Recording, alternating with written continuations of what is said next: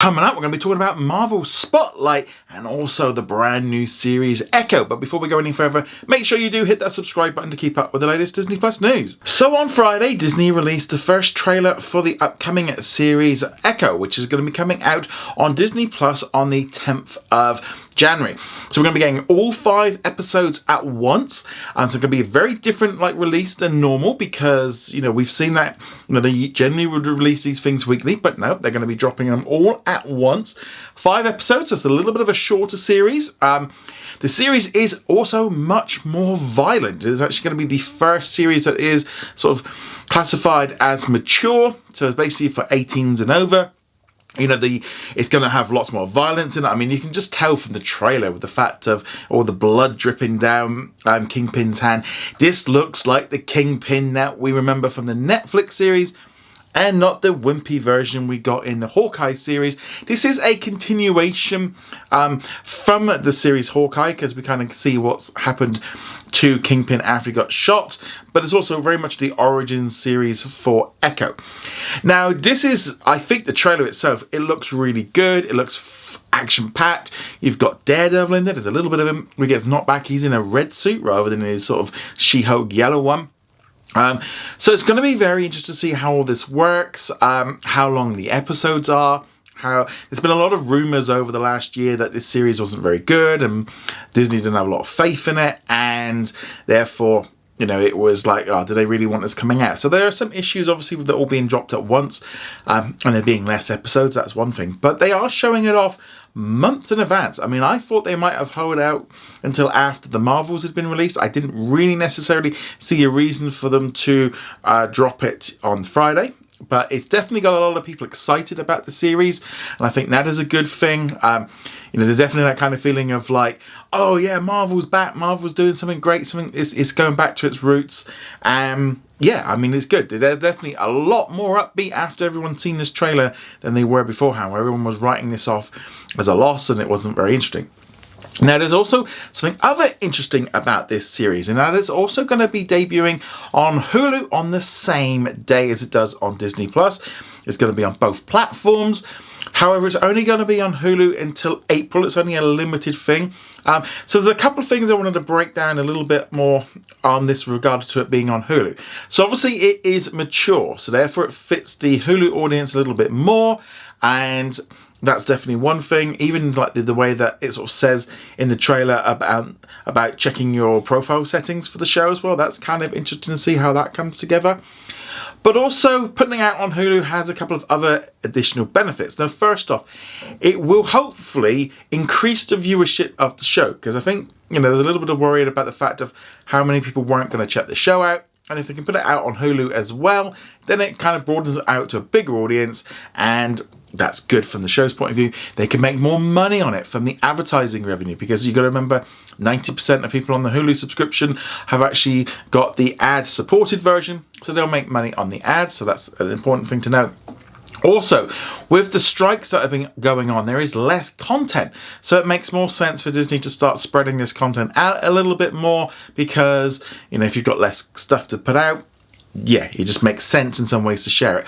But also, we have to remember that next month, Disney will complete its purchase of the 33% from Comcast, so it will fully own Hulu. Therefore, Disney can do what it wants with this show. They can put it out wherever they want, and therefore that opens it up. But also, I think this is, again, more blurring of the lines between Disney Plus and Hulu, so that when they do eventually merge them, and I suspect, I'm hoping by then, I mean, that's what their plan is that you're going to be able to access Hulu content in Disney Plus anyway, so we're going to see much more blending of the two, and I think we're going to see a lot of that in the next year, and a lot more sharing, just as they kind of get us all used to the idea of Hulu eventually just being part of Disney Plus. But yeah, big news. Also, Disney did actually hold a special premiere event yesterday. Disney held a special screening event for the first 2 episodes of the show at the District of Choctaw Casinos and Resorts in Durant, Oklahoma. The event was held on Friday to celebrate Choctaw Day and was held at the Choctaw Cultural Center, which explores and honors and preserves the Choctaw people's journey, culture, and history, and it kicked off Native Americans Month with one of the largest powwows. Also on display at the event, you got to see some of the costumes from the show, and I think just kind of getting the show out there. Again, putting it out there so there's, people have seen the show. There is now an excitement about this show that basically a few days ago everyone was writing off as this was a load of rubbish and wasn't worth anything. So that, I think, is great to see. A lot more excitement about the show. Obviously, with the event that they put on yesterday in Oklahoma, they didn't need any actors or anything there because obviously with the strike they couldn't go there, but the executive producer was there.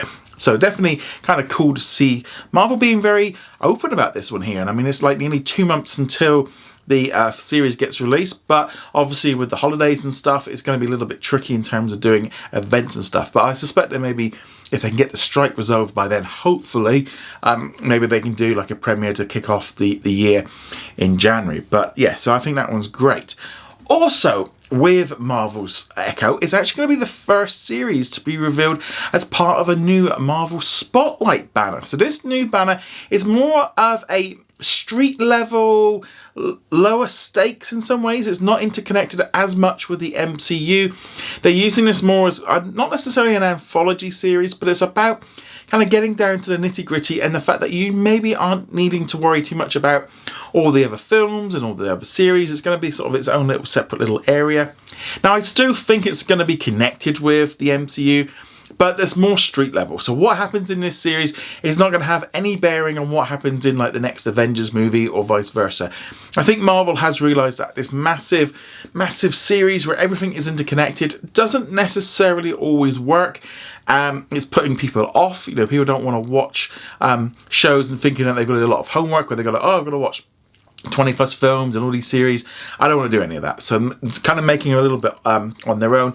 It allows, I think, for a little bit more exploration in terms of doing something a little bit new, something a little bit different, featuring characters that maybe don't necessarily want full series. I also think with the Spotlight banner, it allows them to maybe do mini-series, just like we're seeing here with Echo. I would imagine had they released Werewolf by Night, that might have fallen under this banner a little bit more. But I think this is very interesting to see how all this is going to work in the future. We got a little logo and stuff as well with this one. Yeah, it kind of, I think they've realised that this big MCU is so big, it's so massive, and what people are expecting is kind of getting a little bit too much, and therefore I think they just want to bring it down a little bit. The Spotlight name is based on a comic book series that was around in the 70s. Didn't last too long, but it introduced some characters, and it just, I think, there's that thing with comic books sometimes, you can just pick up a comic book and you can read it. You don't have to worry about the other 500 episodes that happens before it. I think this is good for the MCU, allows them a little bit of somewhere else to do something a little bit different. I wouldn't be at all surprised if Daredevil Born Again falls under this system, where the idea of it being street level and less connected to the MCU, I think that might be a way of them allowing maybe a little bit more grittier stuff. Maybe they're just kind of creating this series to allow them to explore like being a more adult rather than sort of for the kids stuff. And I also feel the other key thing here, street level, means therefore they can have a lot less money being spent because they don't need to be doing as much special effects.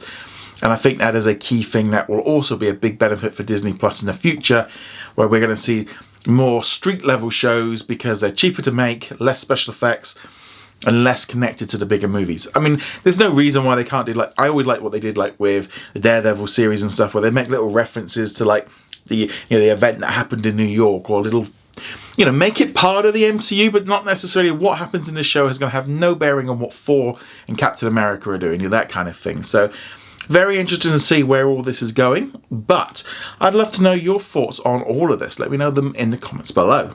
Also today, with it being Saturday, let's talk about what's new on Disney Plus today. So the big new release was last night. We had the live rock and roll induction ceremony, so lots of different performances in there. You had Sheryl Crow, you also had Miss Elliott, you had Elton John, Willie Nelson, yeah, whole host of different people there. So it's about 4 hours long. You can watch the replay now on Disney Plus. It was released on Disney Plus around the world.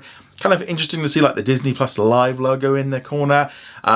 Yeah, so some really cool little performances. Really enjoyed seeing Olivia Rodrigo teaming up with Sheryl Crow singing. I thought that was a great way to kind of kick the show off.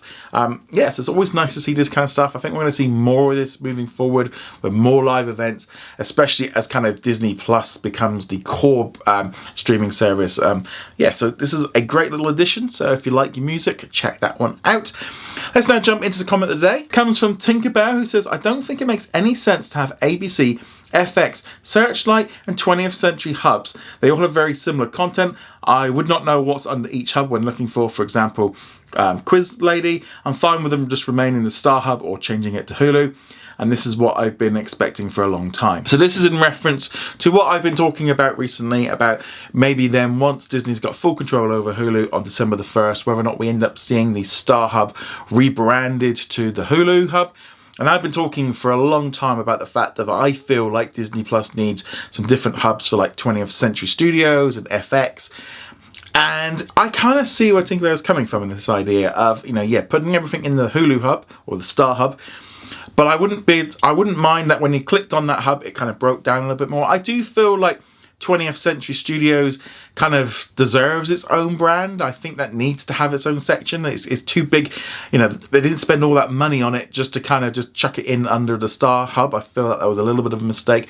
People know what 20th Century Fox is and 20th Century Studios, etc. I think FX is a good enough brand. I do agree with you, like with 20th Television and ABC, do you know if, like what series belongs to what? I can see why that makes sense to have that separately.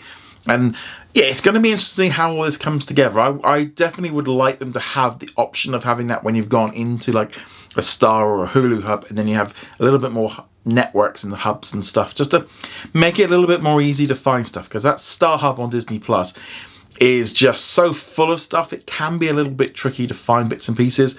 So it'd be nice just to have a little bit way of breaking it down, especially like if they want to turn FX into a much bigger brand.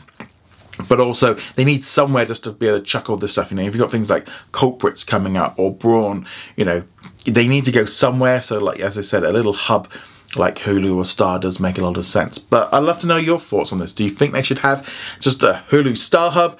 Or should you have like 20th Century, ABC, etc.? I'd love to hear your thoughts on that in the comments below.